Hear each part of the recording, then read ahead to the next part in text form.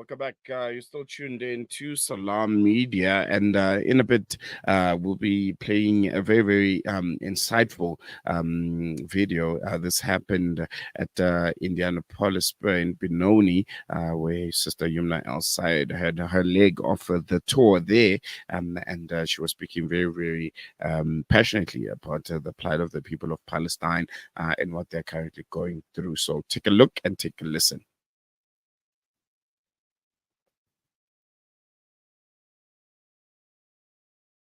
It was usually the kitchen bar that was the safest place to hide.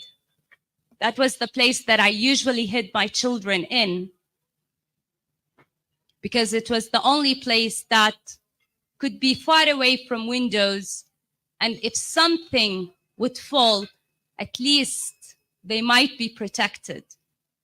But even that privilege was lost when Palestinians were kicked out of their homes and had to live from tent to another.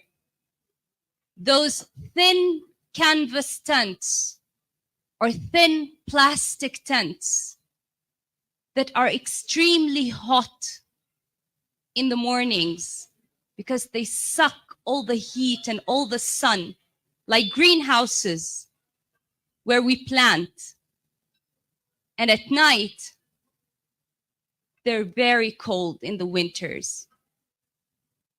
Every time it rained, I used to feel so raged. When I evacuated to Egypt, every time it rained in Gaza, I was so raged. And my therapist was telling me, she was always asking me, why are you raged? The rain is a natural thing. It's nature. It's a gift of God. You should be very happy. People pray for the rain. And I just felt she doesn't understand. She doesn't know how much suffering people endure when it rains on them, when their tents sink in the water, when their thin mattresses and blankets are wet, when those vulnerable bodies of children are cold and their clothes are all wet and they don't even have an alternative to change into, when the grounds of the tents turn to mud and they get so muddy and wet and dirty and cold, and they have no option but to wait until it ends, but to wait until they dry. So they get sick just waiting. That's why I was raged. Because when you watch it on TV, it's not like when you live it. When you watch it on TV, you don't touch it, you don't go through it, and you don't feel it. I know that many people around the world watch these videos and they cry and their hearts ache so much that many have chosen to stop watching because they can't take it anymore. But we don't even have that privilege. People in Gaza are tired. They're mentally and physically tired. When they're told to move out from their places, from their tents, because they have moved out dozens of times, they refuse to. And they simply say, it's fine. If they want to hit us, they can hit us. They're tired of moving or searching for a place that could be safe, because they know that they will be kicked out of that place again. The humiliation and dehumanization of the Israeli army towards the Palestinian people did not break their will. It did not break their will. It did not break their patience or their resistance, but they're human beings. They are tired. They're beyond tired. And it's not only that, it's every other detail. It's the injuries of these missiles and bombs that hit Gaza. 90% of Gaza, you hear of all the reports that you see that Gaza has been hit by more than 2 nuclear bombs. Over 2 nuclear bombs are the amount of bombs that were dropped on Gaza. 90% of Gaza has been completely wiped off. Completely.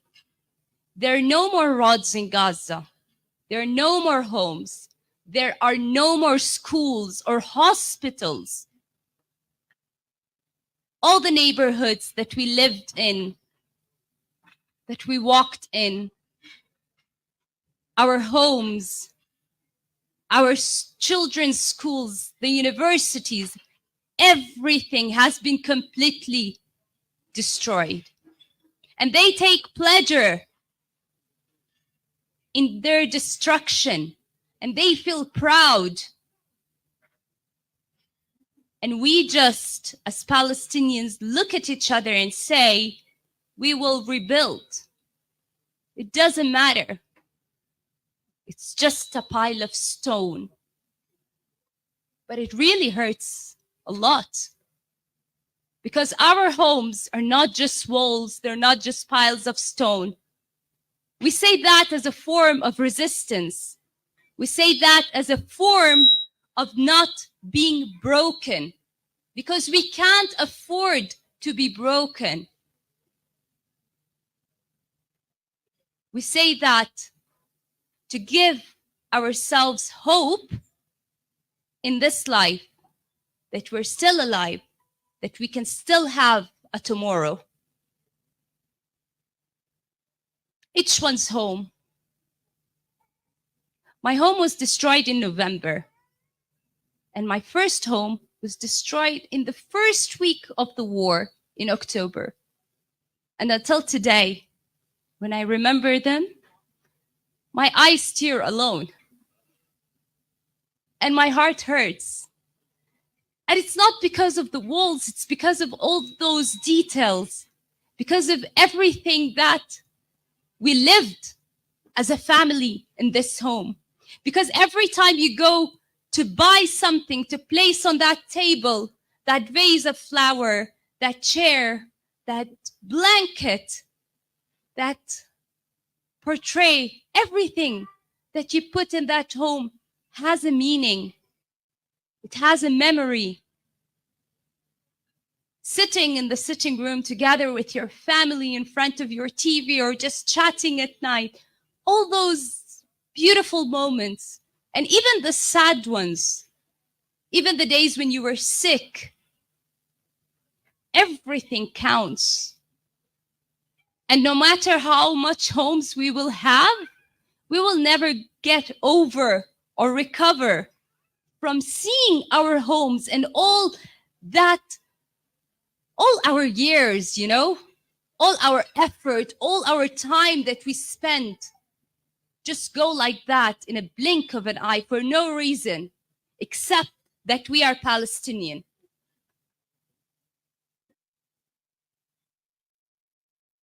What really breaks my heart and makes me, I can't calm myself down. The fact that this entire world is just so silent about all these war crimes being committed against the Palestinians in Gaza. There's nothing, there's not one thing of all the brutality that was caused by the Israeli army towards the Palestinians that made this world, the governments of this world, the leaders of this world stand and say, that's enough. We have to protect humanity. We have to end this genocide. Hospitals in Gaza were targeted. They were sieged. The patients in them were under siege for days with no food, with no water, without medication, and without allowing the doctors to take care of the patients. At the Shifa hospital, when it was sieged, the first thing the Israeli army did was blow up the sole oxygen plant in a Shifa hospital. And then it blew up the generators at the same time. You know what that did? It risked the lives of all the patients in the ICU units, and they didn't care. 41 premature babies in the incubators were at the risk of losing their life at any moment because of the loss of oxygen and heat in their incubators. 6 of them died right away in less than 3 days.